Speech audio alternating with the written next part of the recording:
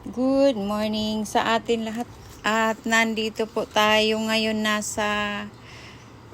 pasok po ng Pantukan Davao de Oro pala. Sorry, nabulol na si Kapreni. Ayan ang ating sa biyahe natin at papasok pa lang tayo ng Welcome to Pantukan, Davao de Oro City. Ayan, pero hindi pa yan, malayo pa. Ang sentro talaga nila. Ayan, galing po kami ng Davao City at galing sa Ikulan, Davao City Terminal. Nagbus lang po kami. Ang pamasahe po namin ay 230 per head. Nagko-consume po kami ng 3 hours. At kasi marami po silang dinadaanan ng mga stopover. Lahat ng mga lugar, Carmen, Claveria, Tagum City, at mayroon pang ibang lugar. Yan, pinapasukan nila sa terminal. Doon sila makuha ng pasahero. At kung mayroon po tayong sasakyan, diretso lang po yan. Hindi po abot ng 3 hours. Mabilis lang po siguro 1 hour and a half or mag 2 hours lang. Yung takbo lang ay hindi masyadong mabilis. Dito naman wala masyadong traffic. Ayan o. Bihira lang yung sasakyan. At kung bago pa kayo sa aking channel, sa YouTube channel, pasuyo naman po, pa-subscribe at papindot naman po sa button bell. At mayroon po kayong makikita dyan na 3 dot dito sa taas right. Pindutin nyo yan, tapos makita ninyo all, pindutin nyo ring all, makita nyo yung subscription. Ayan, pa-subscribe naman po at tuloy-tuloy po ang ating video, mga travel namin na ipakita sa inyo at para na rin kayong nasa travel kasama namin. Ayan, galing po kami ng Maynila. Tapos aatin lang po kami dito ng kasal sa Pantukan, Davao de Oro. At kamag-anak po ang aming aatinan. Ayan, kaya ang mga bus medyo matagal kasi nagpipick up pa po sila ng pasahero at sa terminal. In fairness naman, maganda ang aming biyahe at malapad ang kanilang mga kalsada. Diretso lang, patag. Ayan. Ang ganda ng area ng Davao. Ang laki ng pinakamalaking lote. Kung space lang sa Davao, pinakamalaki pa sa Maynila. Ayan.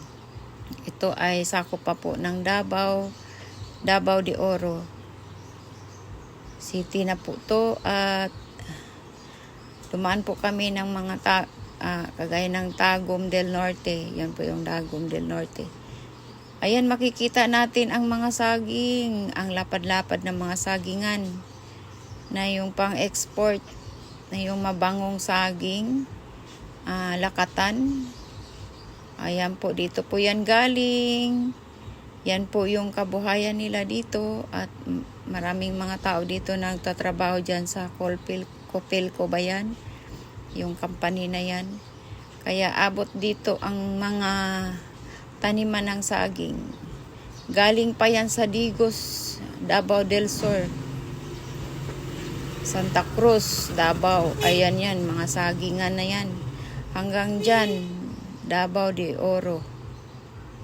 Grabe ang sagingan. At yan po ay alagang-alaga nila, ang saging. Marami po yung mga process nila dyan. Gumagawa. Ang halos ng mga tao dyan, nagtatrabaho po dyan sa sagingan. Kaya yung mahalapad na mga lupa, ganyan din ang ginagawa nila. Saging din ang hanap buhay nila. Saging, nyugan, at meron pa rin silang mga ginagawa ditong mga farm nila, upland na farm. Yun ang hanap buhay nila dito. Pero tingnan nyo mga kapreni, oh. Ang layo-layo ng tinatakbo namin, bihira na yung mga bahay dito sa mga kalsada. At hindi pa masyado silang puno. Ang lapad pa ng mga lupain nila dito. Kaya yung iba, maganda talaga ang manirahan sa province. Kasi ang lawak ng tanawin at press pa ang air na malanghap natin. Hindi kagaya sa city, lalo na sa Maynila City, ang usok doon ay akala mo pag, yung pala usok ng mga masamang usok, nagkahalo-halo na. Kaya kung malanghap mo yan, ako, yun ang hinaan natin ng immune system. Ayan, tuloy tayo sa ating biyahe. At medyo malayo-layo pa talaga ang sentro. Hindi pa kami aabot ng sentro. Bababa na po kami dyan sa may beach. Kasi dyan po yung inaano nila na kasal venue. Pero syempre bago dyan punta pa kami ng church. Sa church po ang kanilang kasal. Kaya salamat sa nag-invite. At galing pa kami Maynila. Yan lang ang sinadya naming kasal. Para makarating din kami dyan sa lugar nila. First time po namin dito. At masaya kami sa aming biyahe. Maganda naman ang aming pagdating.